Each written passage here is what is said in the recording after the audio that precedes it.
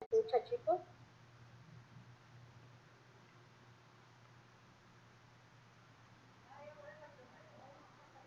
Muy suave, muy bajito. Sí, ahora sí. Sí, es mi internet que está un poco bajito. Bien, mi nombre es Alejandra Méndez y como les decía, el día de hoy vamos a hablar sobre los 10 principios de la economía, que es un tema bastante importante que aún se sigue usando cuando esté en el micro, el macro. Es una buena forma para analizar, etc.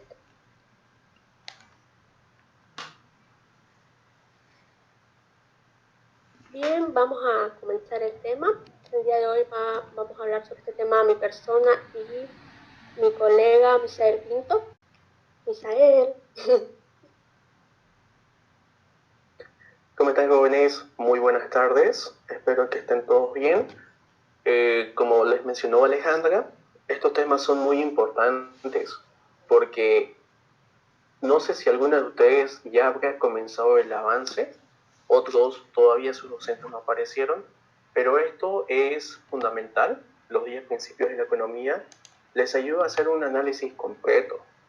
Por ejemplo, cuando tengan ejercicios, oferta, demanda, equilibrio de mercado o el análisis de ventajas entre países, estos 10 principios les ayuda a entender mejor el ejercicio. Porque los ejercicios de economía que se dan no son como cálculos, que son operaciones que se resuelven a la rápida, sino hay que entenderlo. Hay veces que hay que leer 2, 3 veces para lograr qué es lo que se quiere, a dónde se quiere llegar y el por qué. Vamos a comenzar con el concepto primero. Dale, Alejandra, todo tuyo. Muchas gracias, Misael. Bien, comenzando con el concepto de economía. La palabra economía proviene del griego el que gestiona la casa. ¿Y por qué se dice esto? Porque este término es muy antiguo, ya que remota a los labores que antes se tenían en las casas, por ejemplo, las decisiones que se toman en un hogar. Por ejemplo, en un hogar se toman distintas decisiones como quién va a cocinar, quién va a lavar la ropa, o como decía anteriormente, nos remontamos a la antigüedad, quién va a ir a cazar en esas casas, ¿no?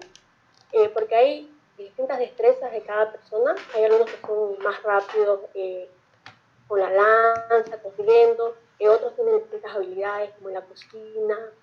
Entonces, por eso es que decimos que en un hogar se toman distintas decisiones y en este caso Mankiw en el libro lo compara la economía con la administración de un hogar.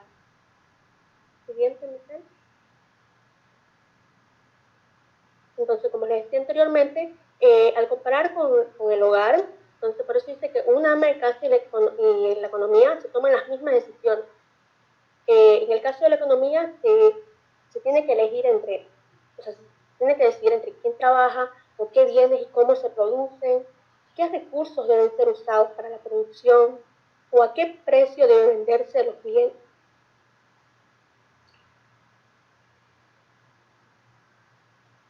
También tenemos lo que es la sociedad y los recursos escasos. La economía nació como ciencia gracias a que los recursos son escasos, porque si los recursos no fueran escasos, no hubiera la necesidad de estudiar lo que es la economía. Entonces, se dice que la gestión de los recursos de la sociedad es importante, ya que estos recursos, como he dicho anteriormente, son escasos, porque si fueran limitados, entonces podríamos acceder a cualquier cantidad de productos, cualquier cantidad de bienes y servicios, y no habría problema. En cambio, al ser los recursos escasos que nace la economía como ciencia. Entonces, ahora vamos a ver un concepto de lo que es la escasez. Y la escasez es los recursos limitados. Entonces, como la sociedad tiene que repartir estos recursos. ¿Por qué? Porque no puede producir todos los bienes y servicios que los individuos desean tener. Y es muy importante que ustedes aprendan los conceptos de lo que es escasez, lo que es la economía.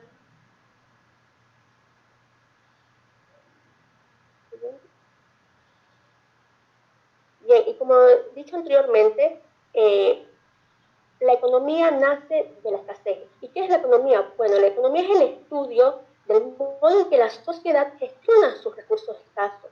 la forma en que los administra.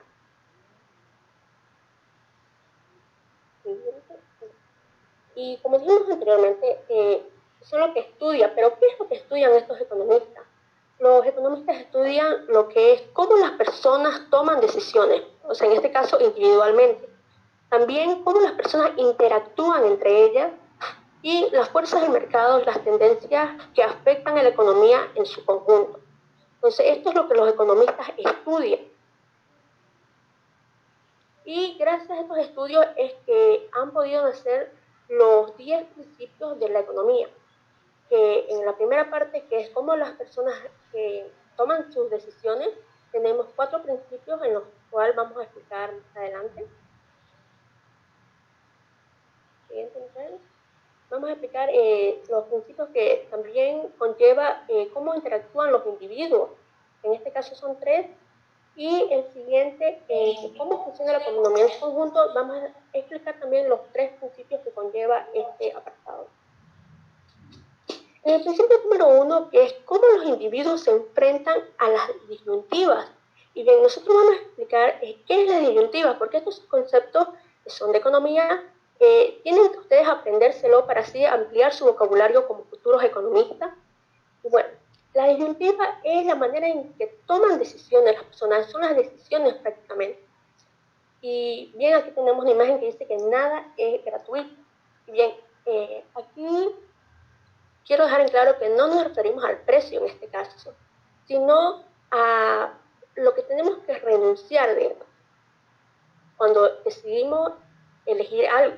Bueno, como hemos dicho que las disyuntivas son decisiones, entonces al no ser nada gratuito se refiere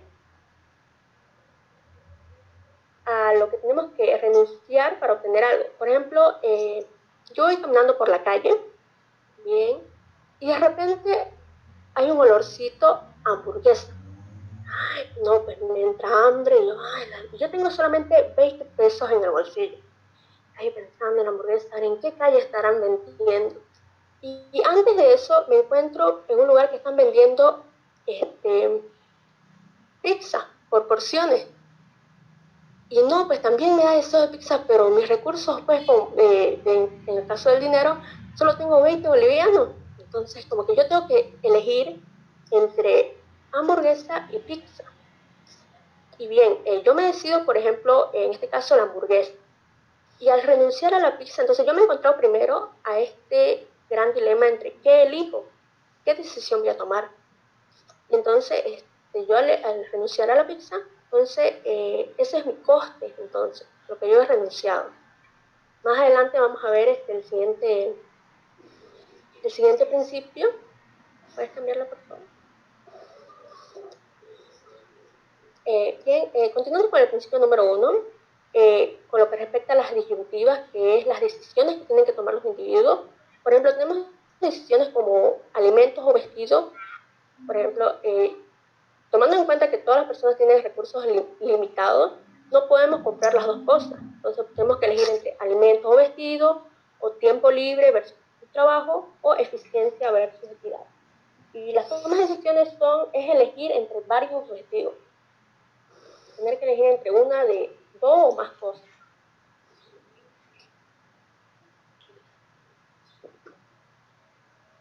Bien, ahora vamos a ver lo que es la eficiencia y equidad. Cualquiera puede tener un concepto sobre eficiencia y equidad, pero tenemos que aprendernos bien los conceptos con lo que respecta a la economía. La economía nos dice que la eficiencia es cómo la sociedad aprovecha de mejor manera sus recursos escasos. Eso con lo que respecta a la eficiencia. Y la equidad es cómo esta prosperidad económica, por ejemplo, de un país, se distribuye equitativamente entre los miembros de la sociedad, entre las personas. Es importante que ustedes aprendan estos conceptos de economía.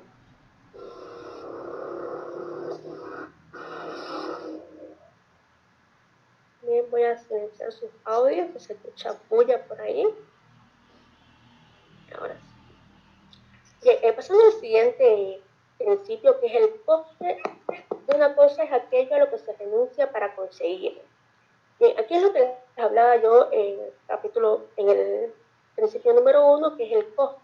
Entonces, esto se refiere a que cuando tomamos decisiones, a lo que renunciamos es el coste, se le llama coste.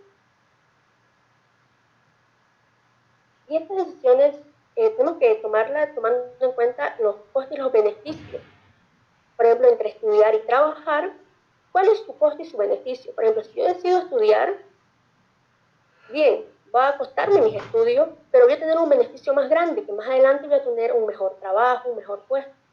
Pero en el caso de que yo decida trabajar, voy a tener beneficio, claro, voy a tener dinero, pero mi coste va a ser que no voy a poder acceder más adelante a un mejor trabajo, un mejor puesto, o un mejor salario, posiblemente. Y también tenemos los ejemplos como de estudiar o salir de paseo, o ir a clase o quedarse durmiendo. Que muchos de nosotros, yo creo que en alguna ocasión hemos preferido quedarnos durmiendo, por ejemplo, en esas clases de las 7 de la mañana, que para algunos es difícil despertarse a esa hora. Entonces nos encontramos en esa disyuntiva en que o vamos a clase o nos quedamos durmiendo. Entonces, la mayoría de nosotros nos hemos enfrentado a disyuntivas en la que, bueno, no nos damos cuenta, ¿no? Pero todos los días, cada día tomamos distintas decisiones. Y un concepto de lo que es el coste de oportunidad, esto es, por ejemplo, dice el coste de oportunidad de un artículo es lo que deja de obtenerse para conseguirlo. Y esto ya es más que todo con lo que el tema de los bienes, por eso este artículo. Y al elegir entre dos o más, entonces ese es el coste al que renunciamos, el artículo que renunciamos es nuestro coste de oportunidad.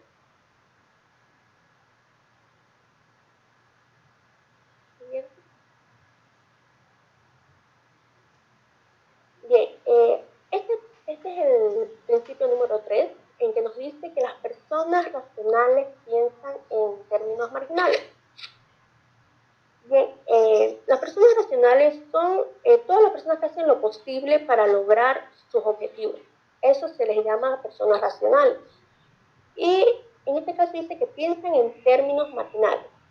¿Y eso qué significa? Significa que sus decisiones vienen comparadas con los costes y los beneficios. Entonces, ¿y qué es un cambio marginal? Un cambio es un ajuste a un plan que ya existía. Entonces, al pensar en términos marginales significa, por ejemplo, yo tengo un examen, por ejemplo, la siguiente semana, y yo me encuentro entre la disyuntiva entre estudiar o seguir viendo tele o hacer otras cosas.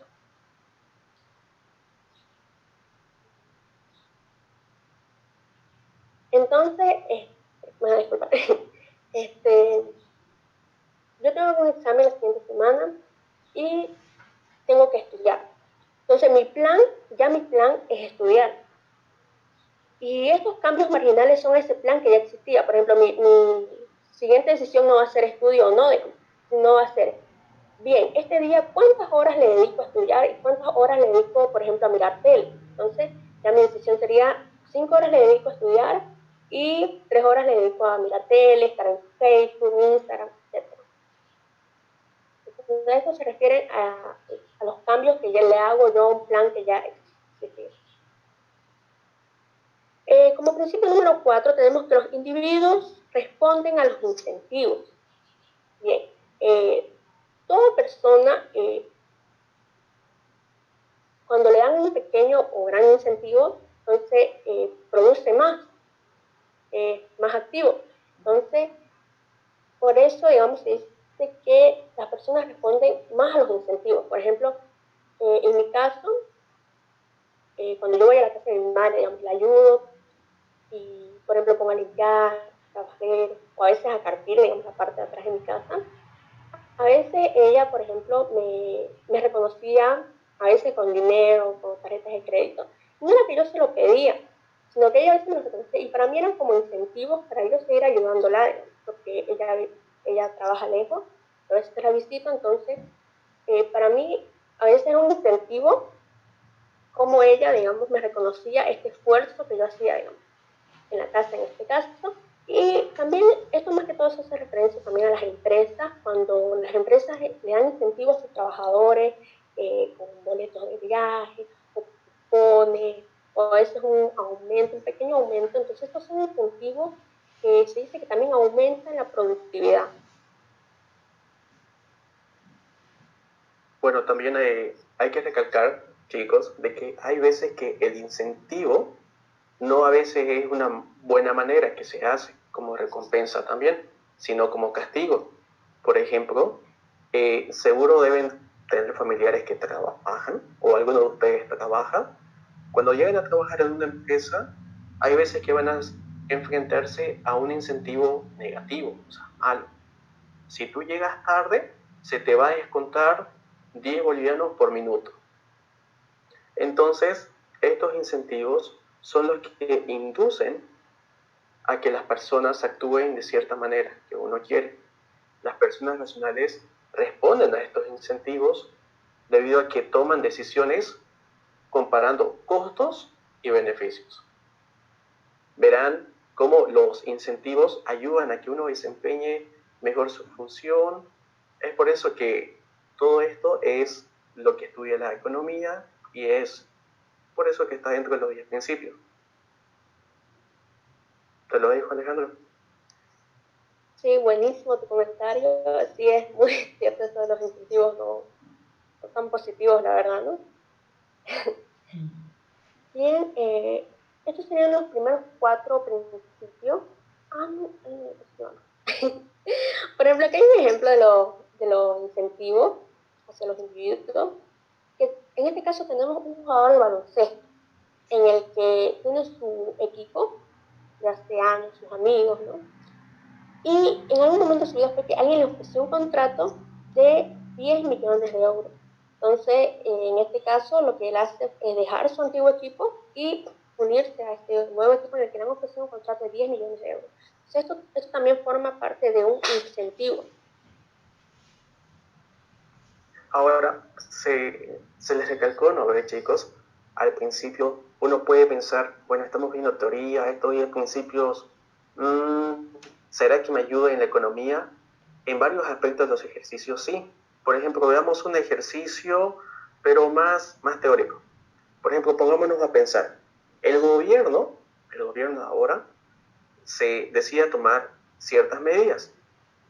Por ejemplo, pensemos en este ejemplo. ¿Qué pasa si se le agrega un impuesto a la gasolina? Uno piensa, ¿cómo puede afectar resultados, disyuntivas, costos de oportunidad? ¿Qué es lo que está sacrificando? Bien, el gobierno impuso un impuesto a la gasolina. Esto motiva a las personas que utilicen automóviles más pequeños. ¿Por qué? Porque sabemos que las vagonetas, los automóviles vagonetas, los que son más grandes, consumen más gasolina. Entonces, esta decisión que tomó el gobierno hace que las personas compren o adquieran movilidades más pequeñas, más compactas.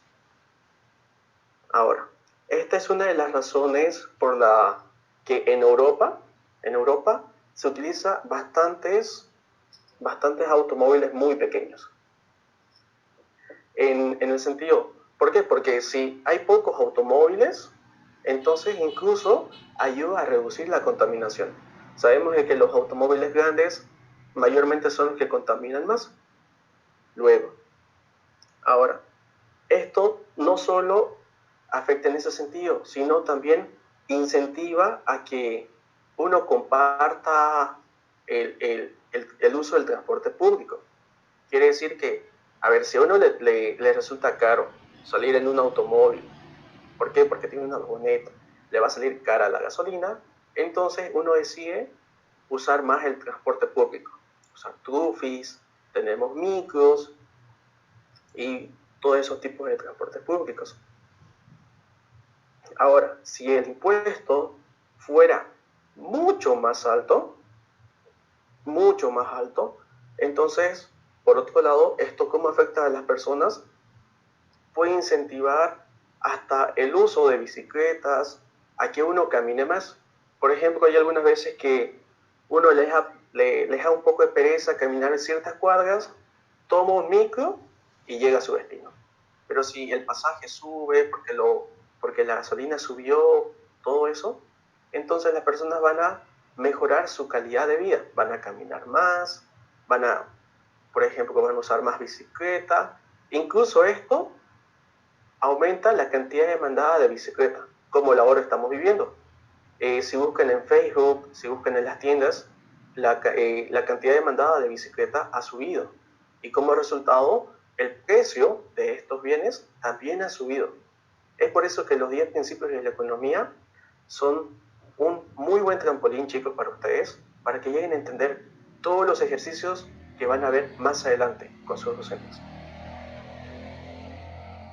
Todo tuyo, Alejandra. Muchas gracias, Misael, por tu aporte. Bien, eso sería con lo que respecta al principio número 4. Vamos a pasar ahora al principio número 5, en el que ya estaremos pasando a la segunda parte de la forma en que estudian los economistas el mercado, la sociedad. Ahora estamos viendo cómo interaccionan las personas. En este principio número 5 vamos a hablar sobre el comercio que puede mejorar el bienestar de todo el mundo. En el comercio no es una competencia, digamos, no tenemos que ver con una competencia entre dos países, dos naciones, digamos, porque en sí lo que es el comercio nos permite especializarnos en una cosa, digamos, ser mejores y a la vez ser más competitivos. Y lo que hace el comercio es mejorar, como dice el título, el bienestar de todos.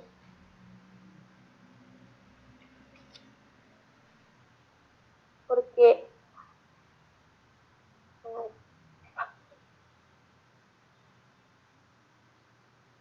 ¿tienes algún ejemplito, por favor? Claro. Bien, vamos a ver primero el mercado de los países. China y Estados Unidos. Todos saben y todos están enterados que hubo una guerra comercial, ¿no ven? Por el tema del Huawei.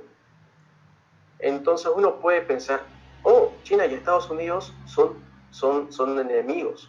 Sí o sí, alguien tiene que ganar y alguien tiene que perder. En este caso, no es como parece. Es fácil dejarse engañarse por este punto de vista, pero en realidad estos dos países cooperan entre ambos para así mejorar el bienestar de ellos, de sus países. Por ejemplo, todos sabemos de que el sistema operativo de Mac los que tienen iPhone saben de que en la central todo está en Estados Unidos. Pero si van a la parte de atrás de su celular, ¿qué dice? Dice Made in China. Entonces, ahí podemos ver que no hay un ganador y no hay un perdedor, sino que ambos se complementan, a pesar de que presenten los mismos productos. Ambos produzcan juguetes, produzcan neumáticos o paneles solares, varios artículos. Pero ahora veamos un ejemplo, otro ejemplo, pero en nuestro caso con nuestra familia. Como nosotros tenemos una familia, imaginemos que nuestro tío está buscando trabajo. Entonces, como está buscando trabajo, él está compitiendo con otras familias. ¿Por qué? Porque estas familias también están buscando trabajo. Entonces, hay esa especie de competencia entre sí. Incluso cuando uno realiza compras, cuando realiza todos estos tipos de actividades, hay una cierta competencia. Pero si nos ponemos un poquito a pensar, si el bienestar, por ejemplo, de una familia no va a mejorar del resto si se aísla. Volvamos, por ejemplo, un poquito a la antigüedad. En la antigüedad, o sea, no tan cavernícola, sino más antes, cada familia cultivaba sus propios alimentos, confeccionaban la ropa, construían sus casas. ¿Lo ven? Ahora, si uno produce, consume y construyó su casa, y si se quedan así, esa familia no prospera. ¿Por qué? Porque no va a querer comerciar con otras familias, no va a querer hacer trueques, intercambios, y si llegan a ese punto, entonces los únicos perjudicados van a ser esa familia. Sin embargo, si esta familia llega a intercambiar sus bienes, por ejemplo, ellos cultivan yuca y lo intercambian, yuca por papa, yuca por carne, intercambian más cosas. Hay ese comercio entre las familias, eso ayuda no solo a todas las familias, sino especialmente a esta familia. ¿Por qué? Porque va a mejorar su calidad de vida. Es por eso que el comercio mejora el bienestar de todo el mundo, de países, de familias, de personas.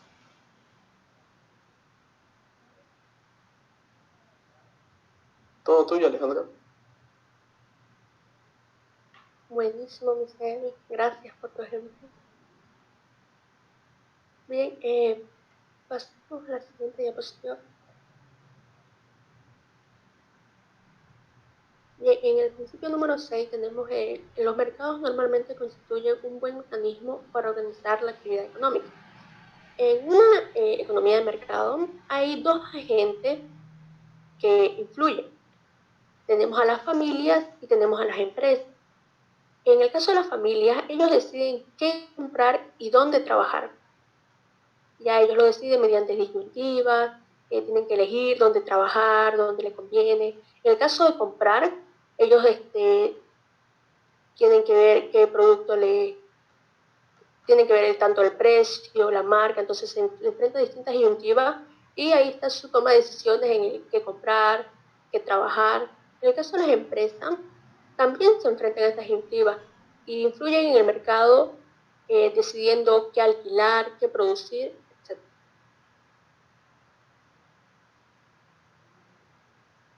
Adam Smith, que es el padre de la economía, observó que las familias y las empresas interactúan en los mercados, dice él, como si estuvieran guiadas por una mano invisible. Y esta es la famosa mano invisible de Adam Smith, en la que menciona en todo su libro de Principios de la Economía.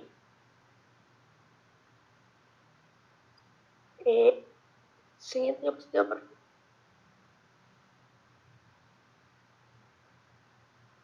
Bien, aquí dice, esta mano invisible, digamos, influye en cómo las empresas y las familias, cuando se enfrentan a los precios. Entonces, cuando las empresas venden a un precio más elevado, entonces las familias ya no van a querer comprar tanto este producto y en este caso, en este mercado, se va a producir un excedente. Y es ahí donde la mano invisible entra influyendo cómo.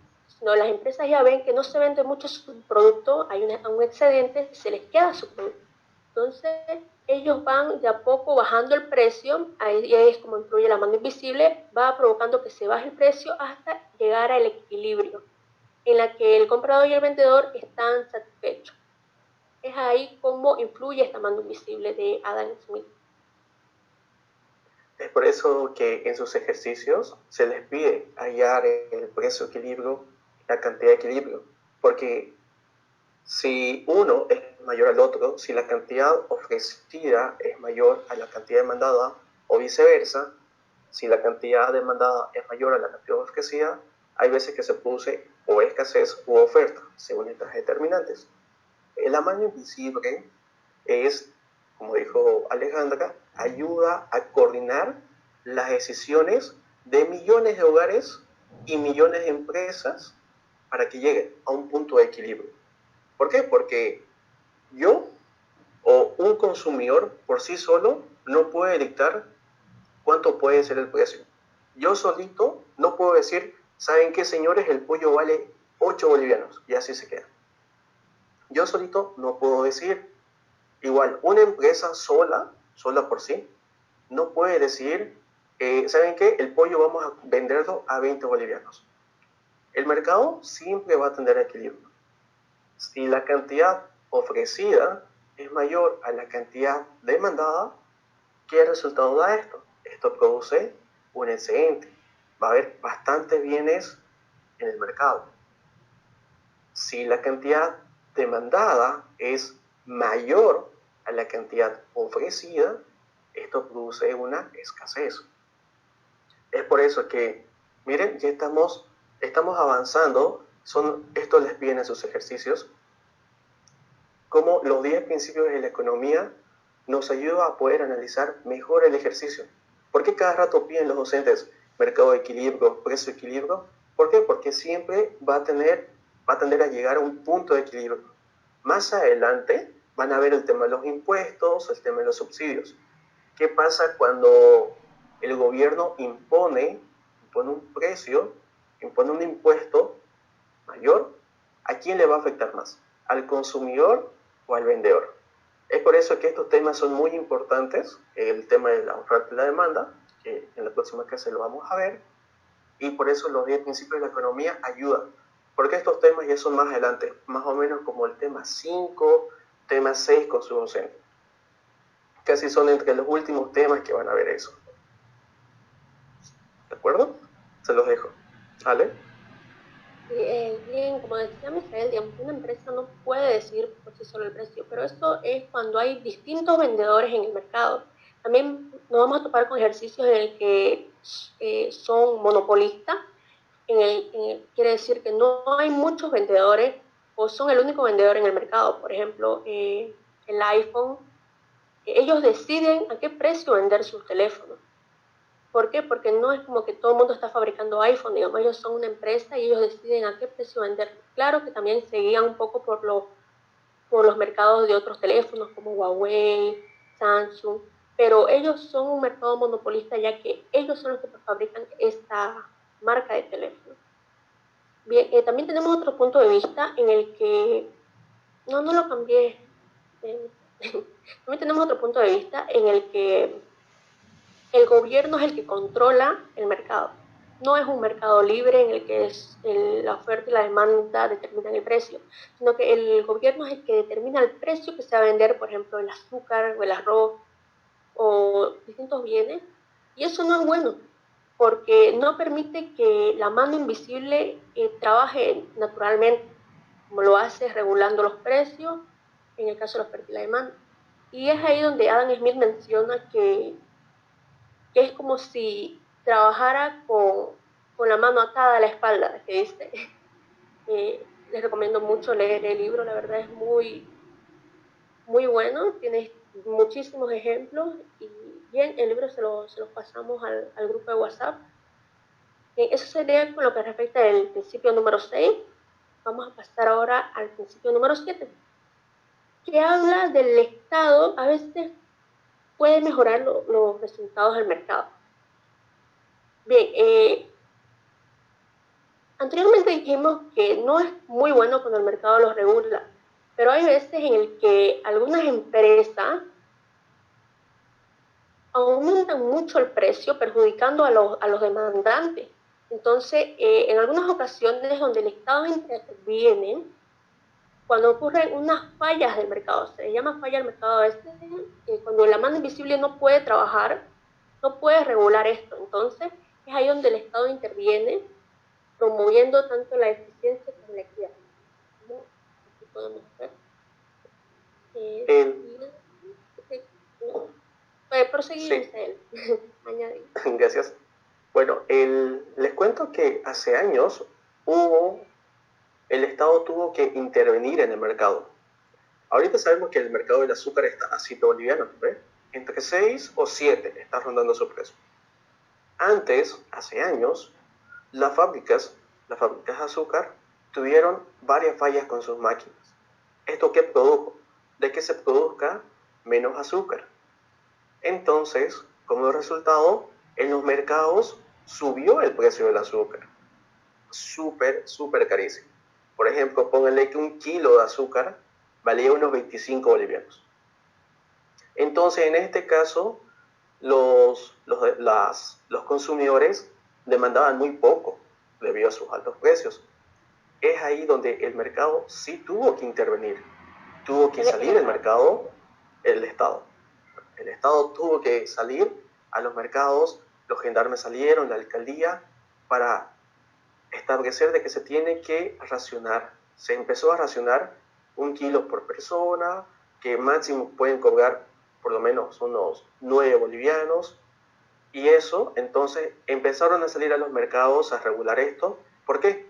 Porque cuando empezaron todo esto, los vendedores decían, a ver, si a nosotros nos cuesta carísimo conseguir el azúcar, queremos tener bastantes ganancias, entonces ellos empezaron a ocultaban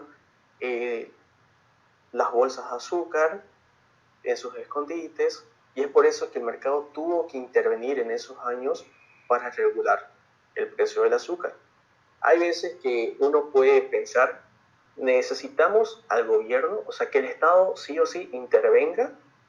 Hay algunos que están de acuerdo, por ejemplo, han escuchado, países socialistas, comunistas, a veces es bueno, es malo, pero en sí hay veces que el gobierno sí tiene que intervenir en los precios. Por ejemplo, mercados regulados por el Estado, tenemos al azúcar. El azúcar no sube entre 6 o 7. Antes valía 5. Pero para que el gobierno en estos mercados regulados llegue a subir su precio, es porque las asociaciones azucareras, todas las asociaciones, se sentaron en una reunión con el Estado y dijeron, ¿saben qué, señores? Las materias primas subieron, las maquinarias subieron, los sueldos y salarios subieron. Es por eso que necesitamos subir el precio del azúcar. Como el azúcar es un mercado que está regulado por el Estado, tienen que mostrar justificantes, pruebas, el por qué quieren subir el precio. Por ejemplo, mercados regulados que ustedes conocen, tenemos el azúcar, tenemos la leche no sube, tenemos hace tiempo que tenemos la sal. En este caso, por ejemplo, la sal cuesta entre 1 o 2 bolivianos. En caso, luego, todo esto les ayuda, por ejemplo, cuando vamos a ver el tema de elasticidad, les va a ayudar mucho, porque esto les ayuda a comprender en cómo los afecta. Por ejemplo, ¿qué pasa si el día de mañana la sal vale 20 bolivianos? Así de golpe, 20. ¿Qué pasa? ¿Dejan de comprar sal o siguen comprando? No importa qué precio sea. ¿No ve que siguen comprando?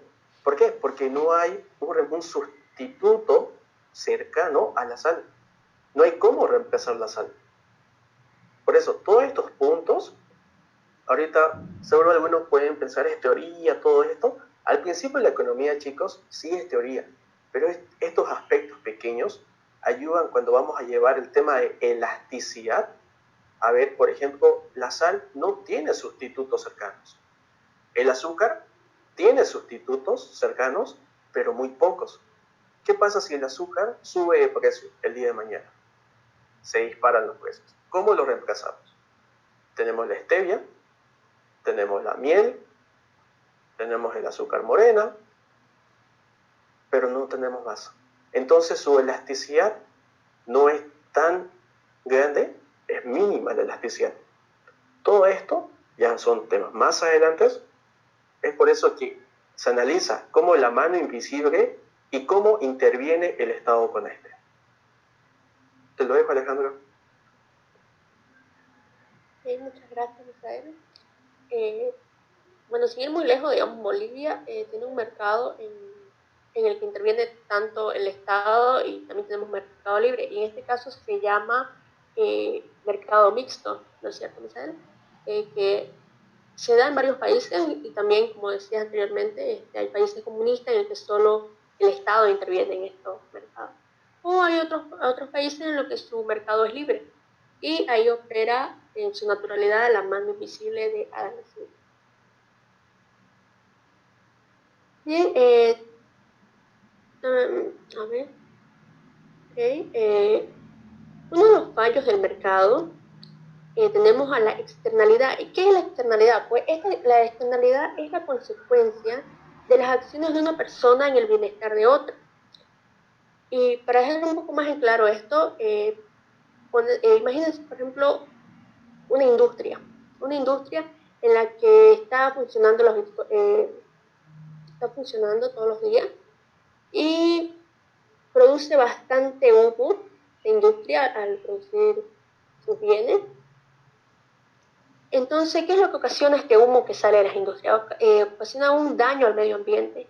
Entonces, ahí es donde se produce la externalidad, digamos. A eso se refiere, que las consecuencias de las acciones de una persona, en este caso la empresa, afecta al bienestar de otra, nos afecta a todos nosotros, digamos, cómo contamina el ambiente. Sería un ejemplo de externalidad. También otro fallo del mercado que tenemos es el poder del mercado. ¿Y a qué se refiere esto? Se refiere a esas empresas que son, como decía anteriormente monopolistas, en el que son como los únicos vendedores en ese mercado. O sea, son pocos o únicos en el mercado. Entonces, ellos son los que influyen en el precio y eso también se considera un fallo del mercado, ya que es un poco más costoso regular, ¿no?, su precio, ya que ellos son los únicos vendedores y ellos son los que determinan el precio de este producto. En el principio número 8, ya estamos cerca de terminar estos dos principios. En el principio 8 tenemos el nivel de vida de un país depende de su capacidad para producir bienes y servicios. Entonces, ¿qué nos dice este principio? Nos dice que primero que el nivel de vida puede ser medido de diferentes modos. Tenemos comparando las rentas personales, me refiero a los salarios de las personas, y también compara, dice, el valor de mercado del total de la producción de una nación. Y ahí entra lo que es la productividad, el concepto que nos dice que la productividad es la cantidad de bienes y servicios producidas por cada unidad de trabajo. Es esencial que ustedes vayan estudiando estos conceptos, que al final de los temas del libro hay varios conceptos y ahí pueden ir estudiando, y uno de ellos es la productividad. Y nos dice también que casi todas las variaciones del nivel de vida de un país se explica por las diferencias en las productividades. O sea que no todos producen lo mismo.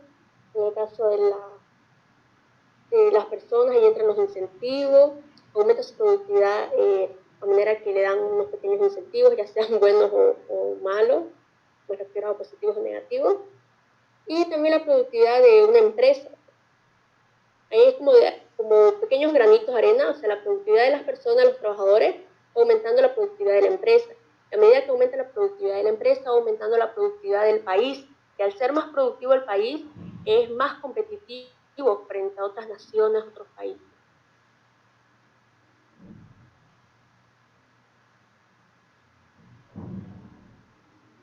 Bien, aquí está lo que les decía anteriormente, que el concepto de la productividad nos dice que es la cantidad de bienes y servicios producidos por cada hora de trabajo. Mayor productividad, mayor nivel de vida.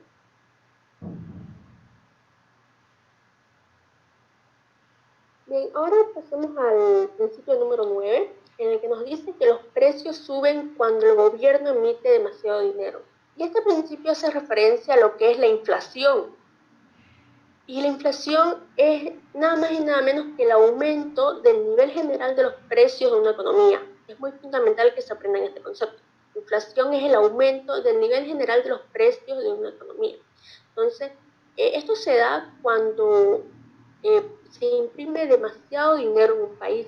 Entonces, al haber más dinero, ¿qué es lo que pasa? Cuando hay mucho, entonces pierde su valor. Y al perder su valor, digamos, es como que nosotros prácticamente nos vamos volviendo más pobres, digamos, hay más dinero, pero no vale mucho, digamos, a comparación de otras monedas, o la moneda que más se usa para comparar es la del dólar. Entonces, al imprimir, por ejemplo, muchos bolivianos, entonces vale menos nuestra moneda y nos resulta más caro comprar otros productos, como por ejemplo productos de otros países. No sé si me queréis aportar con un ejemplo más adelante de pasar al último principio. Claro. Por ejemplo, en el caso, supongamos que el precio del dólar se imprimen bastantes dólares y esto como resultado hace que el precio del dólar baje. Entonces, si queremos cambiar el dólar a yenes, que es en Japón se lo maneja en unidades monetarias, entonces al adquirir un bien, por ejemplo, un bien de Japón, al comprar un auto japonés directamente allá, esto me va a consumir más dólares y pocos yenes. Sin embargo, Si los japoneses vienen a Estados Unidos, ellos entonces utilizan muy pocos yenes para comprar ciertos bienes. El tema, esto de la inflación, va de la mano con el concepto del dinero. Hay veces que uno piensa para salir de la pobreza se imprime bastante dinero y uno sale de la pobreza. A veces tenemos ese concepto erróneo. Inflación, también más adelante van a ver la deflación. Estos conceptos les van a ayudar porque otros conceptos de inflación, o otros aspectos que podemos ver en la inflación y deflación, es por ejemplo al comprar un PlayStation 4, por ejemplo. El precio, tenía un precio nominal, el precio cuando salió al mercado, tenía un cierto precio, costaba, por ejemplo, unos $200. Pero pasan los años y se va devaluando el precio. Entonces, igual, hay otros aspectos que suben de precio, por ejemplo, el tema de los estudios. Hace 10 años, estudiar en Estados Unidos costaba $10.000. Sin embargo, ahora, como ha sufrido una inflación en todos los precios y estos aspectos, entonces ahora estudiar en Estados Unidos sale más caro, sale $25.000 estudiar en el exterior, hacer un título, un postgrado. En este caso, esto lo van a ver, el tema de inflación y deflación, más adelante. Estos son conceptos. Más adelante, cuando lleguen a ver el PIB nominal, el PIB real, el IPC, índice de precio de consumo, con el análisis de la canasta familiar. Por eso, estamos yendo, chicos, con calma, jóvenes, estamos yendo con calma, paso por paso, estos 10 principios que son muy importantes. Todo esto les va a ayudar a entender facilísimo los temas de elasticidad, ya están en demanda y oferta, luego vamos a calcular el IPC, los PIB nominales, PIB reales, todo eso. Todo tuyo, Alejandro. Muchas gracias, Misael. Bien, ya estamos cerca de la recta final. Nos falta el último principio, en el cual nos dice que la sociedad se enfrenta a una disyuntiva a corto plazo entre la inflación y el desempleo. Como pueden ver, no solo las personas diariamente nos enfrentamos a disyuntivas, también la sociedad se enfrenta a disyuntivas más grandes, como por ejemplo la inflación y el desempleo.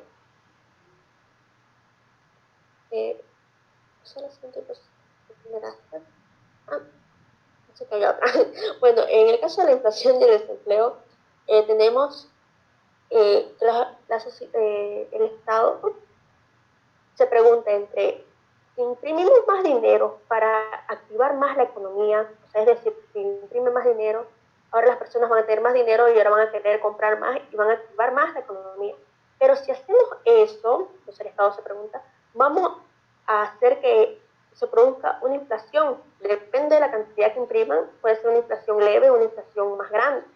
Entonces, por eso que se dice que se enfrentan a esta disyuntiva, que entre querer activar más la economía imprimiendo más dinero, pero si hacen esto, van a aumentar lo que es la inflación del país.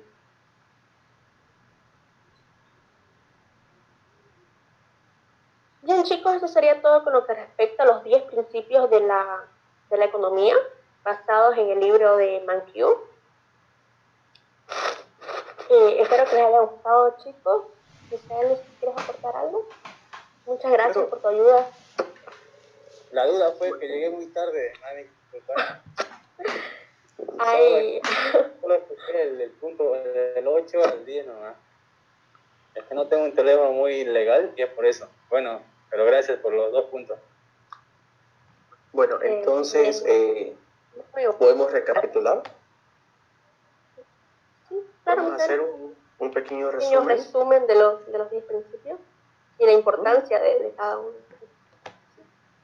Las lecciones que hemos aprendido fundamentalmente de cómo toman sus decisiones las personas, hemos visto de que las personas se enfrentan a diversas disyuntivas, que tienen que renunciar a una cosa, a un bien, para escoger otro bien.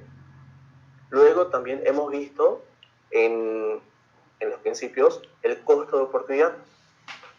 Hemos visto cómo se miden qué es lo que uno tiene que estar dispuesto. Cuando uno escoge un bien, tiene que renunciar a otro.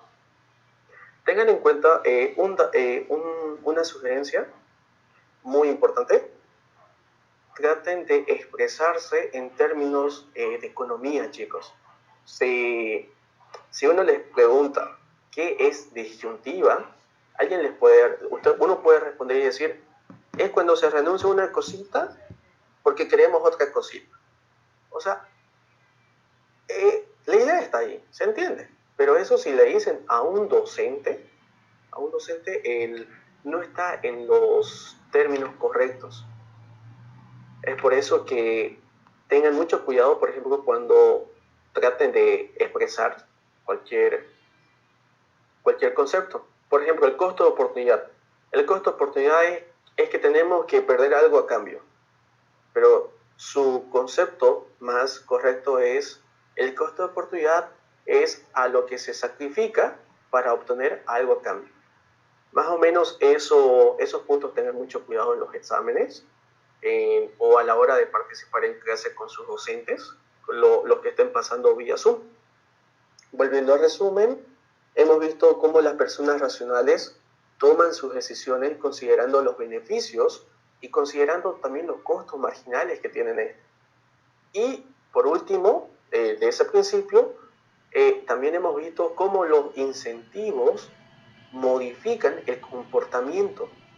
¿Cómo modifican? A veces el incentivo, como hemos visto, puede ser bueno, como puede ser también un poquito estricto. Si uno, por ejemplo, les dice, a ver chicos, todos tenemos una fábrica, todos den el 110% y van a tener un bono, si es que logramos subir la producción, todo el mundo va a participar, va a subir. Pero si se les da como que un incentivo, pero estricto, chicos, al que llegue tarde se le va a descontar esta cantidad de monto de dinero, a nadie le va a gustar que le descuenten su sueldo. Así que vemos cómo los incentivos modifican el comportamiento de las personas. También como lección fundamental que hemos visto de la interacción entre las personas, vimos cómo el comercio, o sea, ayuda, y la interdependencia, cómo pueden ser beneficiosos para ambas partes. Cómo el mercado coordinan, cómo las millones de empresas coordinan con las millones de personas, e incluso cómo el gobierno puede ayudar a mejorar los resultados del mercado. Hemos visto las fallas del mercado, cómo lograr una mayor igualdad económica. Y por último, una de las lecciones fundamentales que hemos visto sobre la economía es la productividad se determina en diferentes tipos de niveles. El crecimiento de la cantidad de dinero tiene como consecuencia la inflación. A corto plazo, a largo plazo, por ejemplo, un claro ejemplo de cómo imprimir más dinero puede afectar al país, tenemos el caso de Venezuela. En Venezuela sabemos que el valor del peso venezolano está por los suelos, vale poquísimo. E incluso imprimir bastante dinero, uno puede pensar salir así en la economía de la pobreza, pero en realidad lo que uno hace es perjudicar al país en sí. Vemos cómo está en el estado de Venezuela, ¿no?